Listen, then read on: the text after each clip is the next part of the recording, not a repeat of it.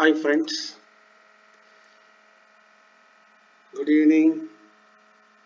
Good evening to everybody.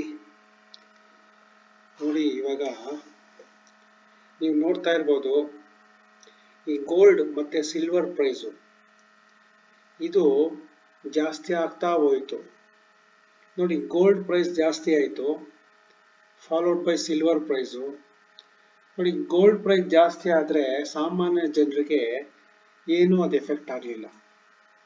ಮತ್ತು silver price 4 lakhs ತನಕ ಹೋಗಿತ್ತು ಒಂದು ಕೆಜಿಗೆ. ಸೊ ಸಾಮಾನ್ಯ ಜನರಿಗೆ ಏನೂ ಎಫೆಕ್ಟ್ ಆಗಲಿಲ್ಲ. ಸೊ ಎಷ್ಟು ಜನ ಸಿಲ್ವರು ಮತ್ತೆ ಗೋಲ್ಡ್ನ ಪರ್ಚೇಸ್ ಮಾಡಿದ್ರು?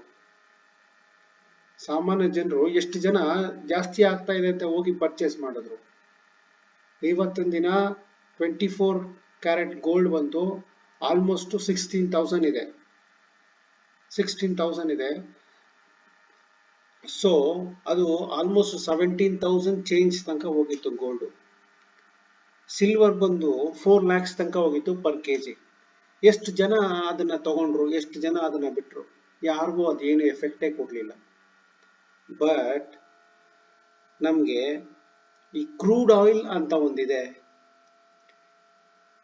ಅದು ಎಷ್ಟು ಇಂಪ್ಯಾಕ್ಟ್ ಕೊಡ್ತಾ ಇದೆ ಅಂದ್ರೆ ನಮ್ಮ ಇಂಡಿಯನ್ ಎಕನಾಮಿ ಮೇಲೆ ಅಷ್ಟು ಇಂಪ್ಯಾಕ್ಟ್ ಕೊಡ್ತಾ ಇದೆ. ಇಂಪ್ಯಾಕ್ಟ್ ತುಂಬಾ ಕೊಡ್ತಾ ಇದೆ. ನೋಡಿ, ಸ್ಟ್ರೈಟ್ ಆಫ್ ಹಾರ್ಮಸ್ ಕ್ಲೋಸ್ ಮಾಡಿರೋದ್ರಿಂದ ಕ್ರೂಡ್ ಆಯಿಲ್ ಸಪ್ಲೈ ಇಲ್ಲ.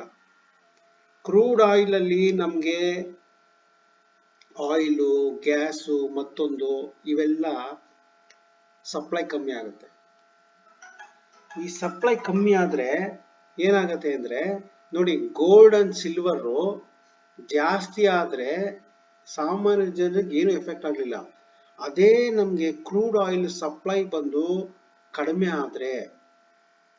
ಆದ್ರೆ ಪ್ರೈಸ್ ಜಾಸ್ತಿ ಆಗತ್ತೆ. ಪ್ರತಿಯೊಬ್ಬರ ಮನೆ ಬಾಗಿಲು ತಟ್ಟತ್ತೆ. ಏನು ಪ್ರೈಸು ಪ್ರತಿಯೊಬ್ಬರ ಮನೆ ಬಾಗಿಲು ತಟ್ಟತ್ತೆ. LPG ಗ್ಯಾಸ್ ಜಾಸ್ತಿ ಆಗತ್ತೆ, ಪೆಟ್ರೋಲ್ ಜಾಸ್ತಿ ಆಗತ್ತೆ, ಡೀಸೆಲ್ ಜಾಸ್ತಿ ಆಗತ್ತೆ. ಯಾವಾಗ ಪೆಟ್ರೋಲು ಡೀಸೆಲ್ ಇಷ್ಟು ಜಾಸ್ತಿ ಆಗತ್ತೆ, ಆವಾಗ ನಾವು ದಿನ ಬಳಕೆ ಮಾಡುವಂತ ವಸ್ತುಗಳು, ಹಾಲಾಗಿರ್ಬೋದು, ಮತ್ತೊಂದಾಗಿರ್ಬೋದು, ವೆಜಿಟೇಬಲ್ಸ್ ಆಗಿರ್ಬೋದು, ಇವೆಲ್ಲ ಜಾಸ್ತಿ ಆಗ್ತಾ ಹೋಗುತ್ತೆ. ಸೊ ಹಾಗಾಗಿ ನಾವ್ ಏನ್ ಯೋಚನೆ ಮಾಡಬೇಕು ಅಂತ ಹೇಳಿದ್ರೆ, ಈ ಗೋಲ್ಡ್ ಸಿಲ್ವರ್ ಜಾಸ್ತಿ ಆಗ್ಲಿ ಕಡಿಮೆ ಆಗ್ಲಿ ನಮ್ ಇಂಡಿಯನ್ ಇದಕ್ಕೆ ಸಾಮಾನ್ಯ ಜನರಿಗೆ ಏನು ಎಫೆಕ್ಟ್ ಆಗ್ತಾ ಇಲ್ಲ. ಸೊ ಗೋಲ್ಡ್ಗೆ ಗೋಲ್ಡ್ ಬಂದು ಕ್ರೂಡ್ ಆಯಿಲ್, ಗೋಲ್ಡ್ಗೆ ಗೋಲ್ಡ್ ಬಂದು ಕ್ರೂಡ್ ಆಯಿಲ್.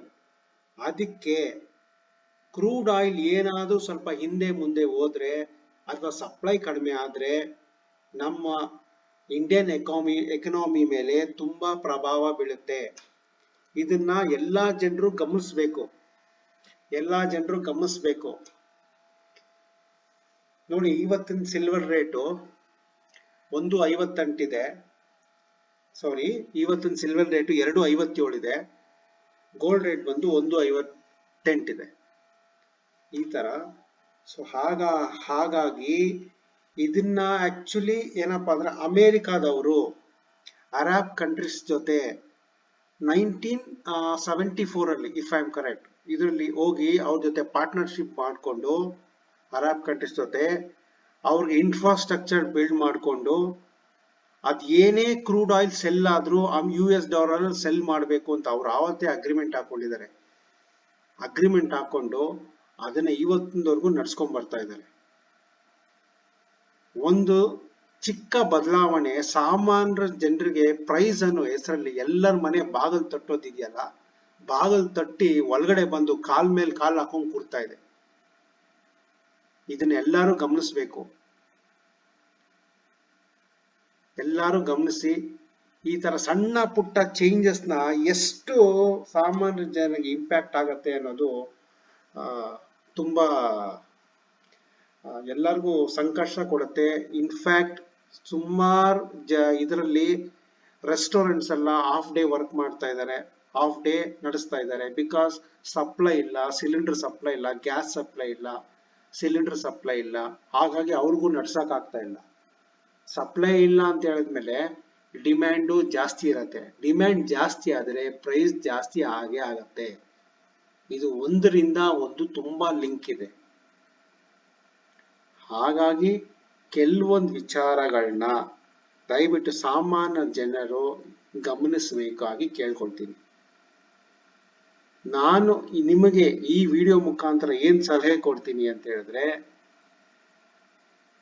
ಈ ತರ ಎಲ್ಲಾ ಕ್ರೂಡ್ ಆಯಿಲ್ ಅಥವಾ ಆಯಿಲ್ ಮತ್ತೊಂದು ಈ ತರ ಒಂದರಿಂದ ಒಂದು ಲಿಂಕ್ ಇರೋದ್ರಿಂದ ನಮ್ಮ ಜೀವನದಲ್ಲಿ ಅಂದ್ರೆ ನಾವು ಏನ್ ದಿನ ಬಳಸ್ತೀವಿ 5ರಿಂದ 10% ಪ್ರೈಸ್ ಇನ್ಕ್ರೀಸ್ ಆಗತ್ತೆ.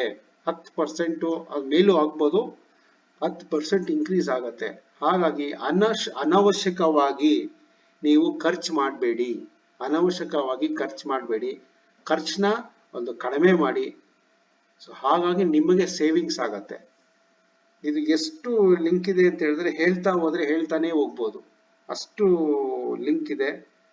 ಸೊ ಹಾಗಾಗಿ ಇದು ನಿಮ್ಮ ಗಮನಕ್ಕೆ ಆಲ್ರೆಡಿ ನ್ಯೂಸ್ ಚಾನೆಲ್ಗಳು ಇವರೆಲ್ಲ ತಗೊಂಡ್ಬರ್ತಾ ಇದ್ದಾರೆ. ಸೊ ನಾನು ಒಂದು ಸಣ್ಣ ಪ್ರಯತ್ನ ಮಾಡಿದ್ದೀನಿ ಅಂತ ಹೇಳ್ತಾ ನಮಸ್ಕಾರ ಹೇಳ್ತಾ ಇದ್ದೀನಿ. Thank you my dear friends.